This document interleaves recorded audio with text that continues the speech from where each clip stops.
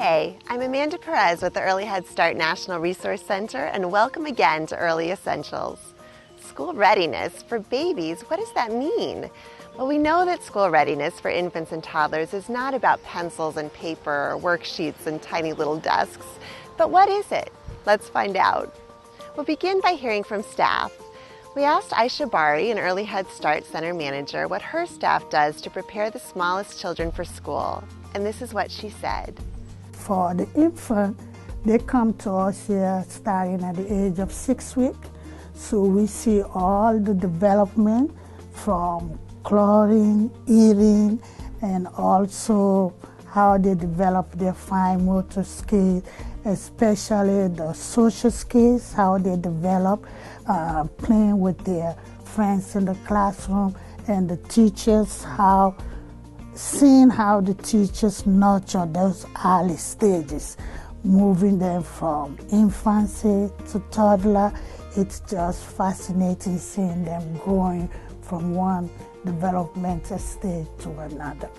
The skills that Aisha describes, things like how children play with their friends in classrooms, are foundational to school readiness.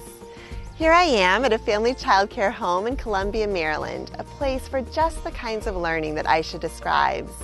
Last week, I talked with Ron Lally, co-director of the West Ed Center for Child and Family Studies, about what I'm seeing here and in programs like yours that are at the heart of school readiness for infants and toddlers.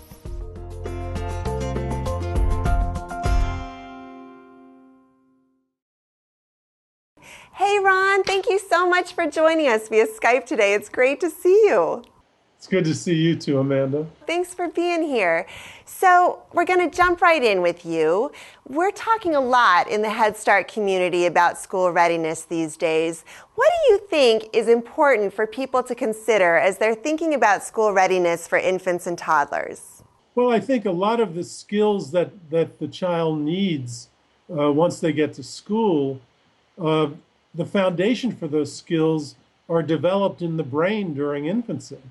And it is early brain development where the child is born with a brain the size of 25% of an adult brain. And by the time they're 3, it's 85%. And it's wired through all of the experiences that they have. What we're finding is those language experiences, those social experiences, those emotional experiences, and the intellectual experiences are critical to the development of the brain that is going to get you through the rest of your life. And patterns are set down that will be there for your rest of the life as you build new information on the information that you got and used early in your life.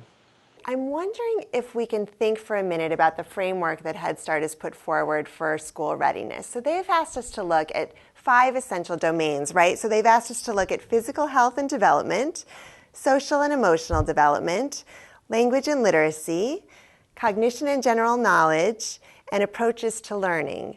Now, we got a question, probably the question in this area from the field. Let's hear it now. What does school readiness look like for infants and toddlers? So what does school readiness look like? And when we are thinking about that question, I'm hoping that you can help us draw a line between particularly those relationships, the importance of those relationships, and school readiness. What we're looking for is for people to understand, people who are caring for babies, whether it's the parent in childcare or even a home visitor, that the baby is incredibly vulnerable, but in addition to them being that vulnerable, they're incredibly competent. And so they have all of these skills. They're looking to find out cause and effect relationships. They're trying to understand the use of tools. They're imitating you. They're developing schemes for thought and action. All of those are inborn parts of them that need a helping hand.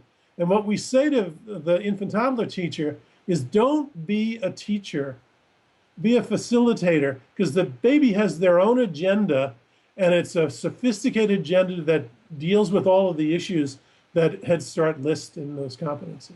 So that really gets us to my next question for you, Ron. You've done a lot of thinking about this, and I'm wondering about the developmental goals that you've identified for infants and toddlers. One of the things we found very helpful for caregivers is that the children under 3 are simultaneously engaged in 3 pursuits. One, it's a search for security. The very young child is kind of anchored all of their activity in making sure that they are connected with someone so that they get their needs met. Then there is this kind of search for meaning, a quest where they will want to explore the world. And the third is that they are, through their time interacting with us and kind of seeing how they're acted with, building a self-identity where they understand me and mine and I'm this and you're that. These things are happening simultaneously during infancy, but it's almost like a spotlight is turned on one of them in these 3 stages. And so for the very young child, most of their activity is focused around issues of security. Then what happens is around 7, 8, 9 months of age, as they start to crawl and move away, they get captivated by exploration and they want to try things out in the world. For the 20-month-old or so and up, what they're learning is about me and mine and how to get along with other people. So Ron, let's take a look at what school readiness might look like for infants and toddlers. We're going to start with a video from a migrant and seasonal Head Start program in Florida.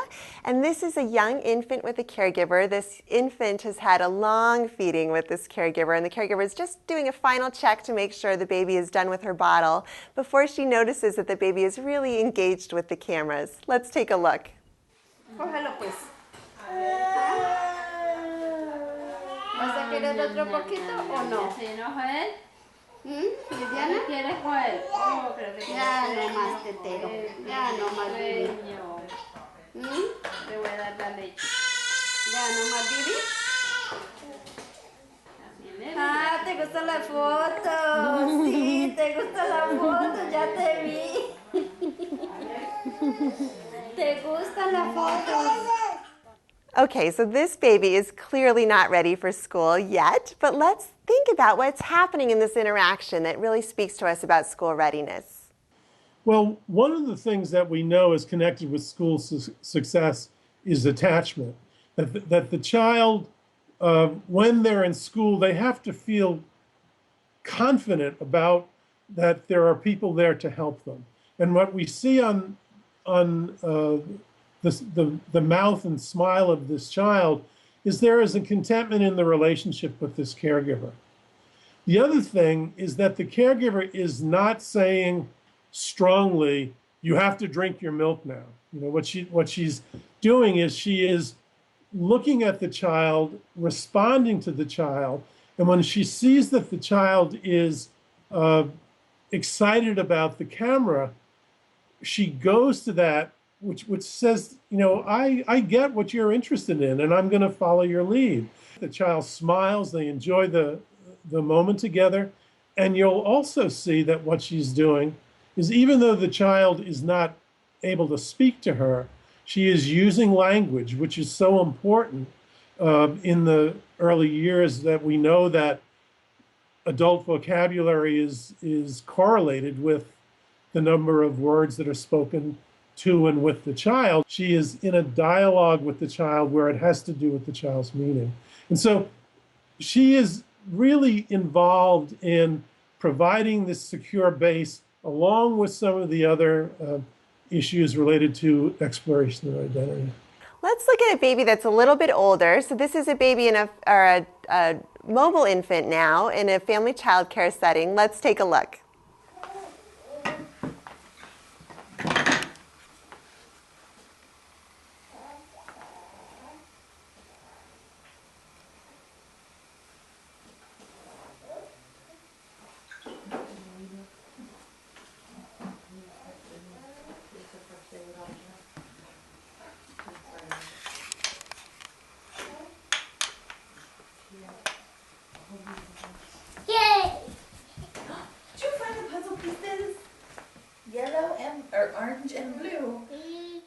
Okay, so that baby was really working with that puzzle. Tell us what you saw in terms of school readiness for a mobile infant there. One of the things that we know about infants is in intellectual development, they're kind of programmed to do certain things. They understand, they seek out understanding of cause and effect relationships and how to use their body as a tool. And so one of the things that she was doing with that first toy is that she was trying to pull it out because she could pull the puzzles out of the puzzle box, but this was screwed in. And so she tried these schemes that she kind of has naturally to get that out and couldn't do it, struggled a little bit more, and then just went and found some other things. And so what she was displaying was this exploration where on her own, using some of the skills that she has, she explores the environment and in that exploration learns some new schemes about how to operate. The other thing that was very prominent was this child had gained the security of the relationship with the caregivers, obviously, because she was in this other room by herself. She was secure enough to be there. And then what she did is she took her toys in to show the caregivers. And so she was practicing independence out there on her own for a little while and then coming back to connect to the security of the caregiver. Finally, Ron, we have some photographs from a program. This is a toddler who's playing in the housekeeping area. Let's look at those photographs. He has a great attention span. He's focused on this particular housekeeping kind of activity, and he's able to attend to it. One of the things that you need in school is you need impulse control, and you need the ability to persist on a task. He seems to have that.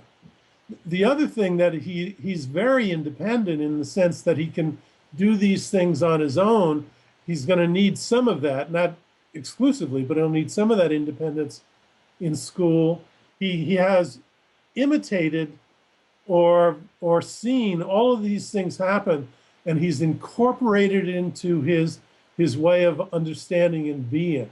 Part of what goes on with these older toddlers is they're learning how to fit into the society into which they are born.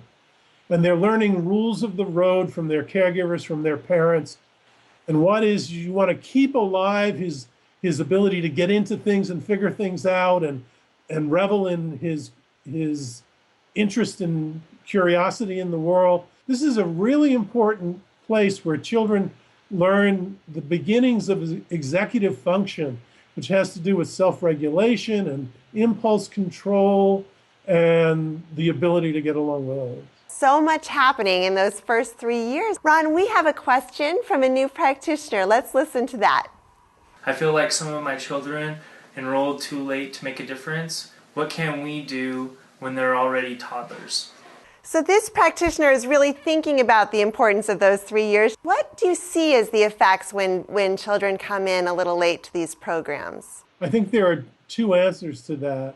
The one is we have seen in California recently, as children are not coming into care until they're 2.5 or so, that there are some things, baggage that they bring in from either care that was not kind of a continuous care, different people were taking care of them. Sometimes it is a problem.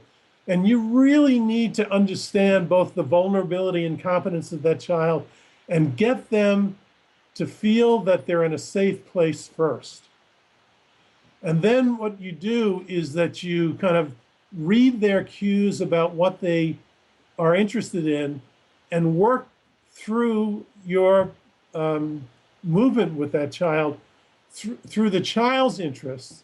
That said, the other part of it is the child is still only 2.5, and I don't think we ever want to give the message it's too late. So it begins with that security piece again there. We asked a veteran teacher from Indiana for her thoughts about this as well, so let's listen to what she has to say. As an early Head Start teacher, we often get toddlers that are enrolled late into our program. So as teachers, there are some things we can do to help. We help the children and the families become familiar with the socialization process, because for a lot of them this might be the first time they are entering a child care setting. And we also use assessments and observations to help focus on some areas that might need extra attention paid to, so that we can help better prepare them for the transition into preschool.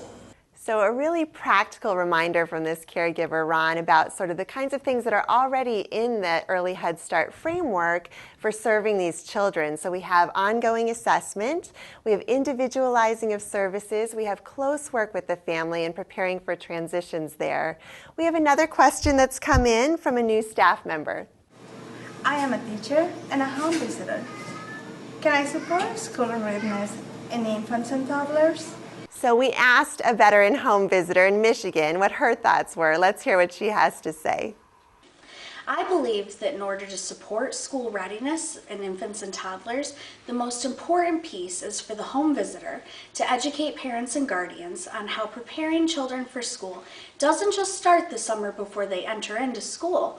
It begins at birth and it doesn't ever end. Educating the adults in the home on how the child's development within the first few years of his or her life can lead to the success that they find in school is a vital piece of the puzzle. Providing ideas for fun and engaging activities that the adults can do with the child in the home to work on the various areas of development can also be a great way to support school readiness.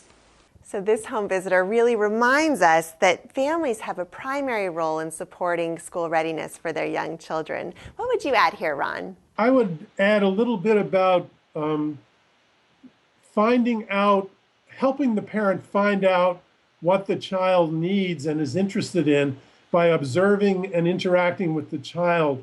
What you do is you create experiences based on the child's interest, and then try things out. And we always know that everything you try out isn't going to work, and don't force it. Just see how it works and then try something else, but get your information about what to do from the child. Ron, thank you so much for being here today. It's lovely to see you. I want to thank the folks that asked questions and those that offered their expertise. And I hope, Ron, the next time I see you, it's in person. We'll see you soon. Okay, thanks, Amanda. So we heard today that school readiness for infants and toddlers generally looks really different from an academic experience. But routines, interactions, play, environments, and of course relationships offer those children the foundational experiences that we know prepare them for school and for life.